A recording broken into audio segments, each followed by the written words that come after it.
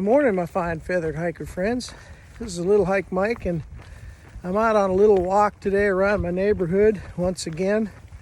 And today, this walk is a shakedown hike. And I'm getting ready to hike segment 11 of the MST.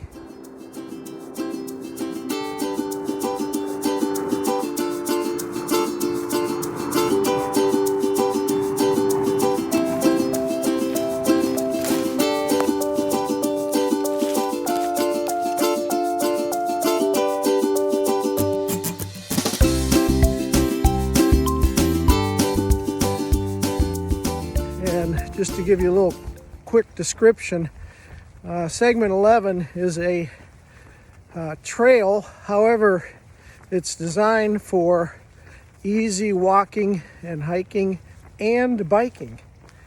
And it goes from the Falls Lake Spillway east a little bit and then south down all the way through Smithfield, which is about 65 miles total.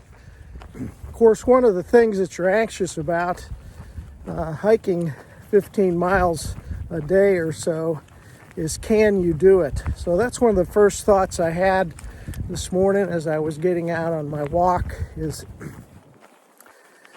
my body capable? Well, I have walked I think up to 61 miles on the Appalachian Trail, and that was in the mountains. So I didn't do 15 miles a day, though. My longest day there was 19. But anyway, you always want to check yourself and do a little test, some shakedown hikes before you go on a long, let's just say, through hike. And this will be considered a section of the MST, or they consider them segments, but I'm going to do the entire 65-mile segment. And in my upcoming videos, you'll see each day as I go along and whatever highlights that they have. So if you haven't subscribed yet, please do hit that subscribe button, and also hit that bell, and that bell will alert you to my posted videos. So thanks again for watching, and I'll see you in a little bit. Friends, it's my second shakedown hike. I had thought that if I could get out and walk 2 15-mile days without feeling too badly, that would be a good way to test my stamina to be able to walk the entire 64-mile segment. Back at you for my third shakedown hike, walk, jaunt, you name it. Yesterday I went about 11, almost 12 miles, and today and tomorrow I'm going to keep them short, maybe 8 today, 6 tomorrow. For my upcoming MST Mountain to Sea Trail segment 11. So, third shakedown hike. And so if I see anything interesting today, I'll get back at you. Hey, good morning, my fine feathered hiker friends. Thanks for watching up until now. You've seen a little bit about an announcement to hike segment 11 of the Mountain to Sea Trail, and some shakedown hikes that I have done in the last few days, and mainly to prepare me to get ready to hike a 65-mile segment of the MST, which of all the segments, when you get down to the eastern side of North Carolina, they are mostly road walking, but this particular segment does have quite a bit of greenway that I'm going to be walking around Clayton and also Raleigh. But as promised earlier, I told you that I would get into exactly what I'm carrying on this hike. Once again, it's going to be what we consider a slack pack a slack pack is just carrying just necessities you're going to need for a day hike, maybe a 10 or 12, 15-mile day hike that you're going to be walking. So it does not have any kind of sleep system in it, or tent or shelter or anything like that, because we are going to be pretty much walking in a more of an urban area. There'll be some out in the country sections, but not too many. So I wanted to get into exactly what I'm going to be carrying on the trip and show you what's in a slack pack per se. So, and I probably am carrying too much. Most people pack their fears, but of all the things that I'm going to be packing, and without the water or food, it's going to be a little close to 5 pounds. Let's just start off. I'm going to be carrying 2 water bottles with me. I'm going to be carrying a 750 milliliter water bottle and then a 1 liter water bottle. These are smart water bottles, so this is what I carry in my normal backpacking trips. So I do expect that it's going to be raining on the trip the first couple of days, and they're calling for thunderstorms. It's going to be fairly warm tomorrow, and then the weather's going to start to get cooler throughout the rest of the week. So I am going to be taking a couple pieces of rain gear with me. The first one is my Six Moons Design umbrella, and that's going to come in real handy. I did get a new rain jacket. It's called the Visp by Enlightened Equipment. It weighs about 6 ounces, so I'm going to be giving that a try. I'm sure it's going to keep me dry. I hope so.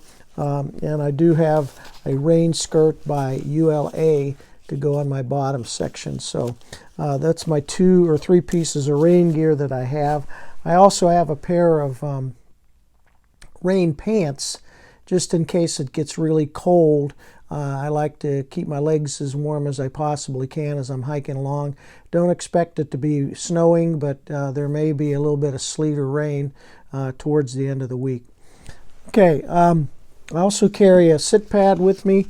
Some of the trail doesn't have the facilities where you can sit down on a inside or on a bench, but if they do, I have a sit pad to keep my butt dry, which is an important thing to me anyway.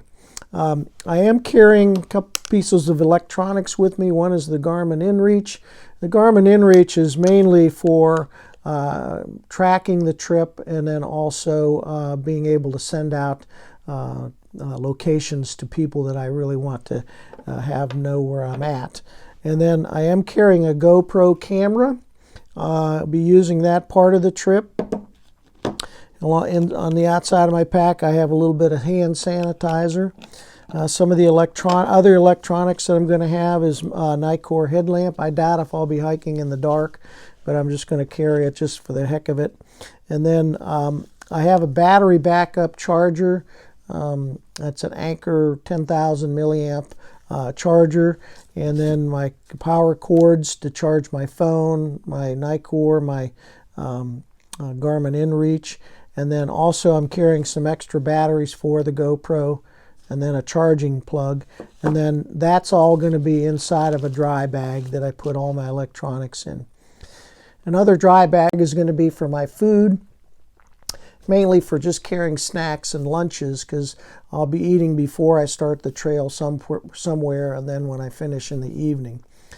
My clothing is going to be I'll talk about what I'm going to wear in a minute, but these are what I'm going to be carrying inside my pack.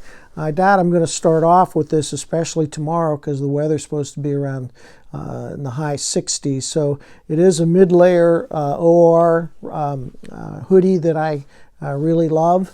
And then later on in the week, if it really gets cold, when I stop hiking or taking a break along the way, I do have a puffy, but it's just a vest puffy, so it is very lightweight. So I am going to be sticking that down inside of my slack pack.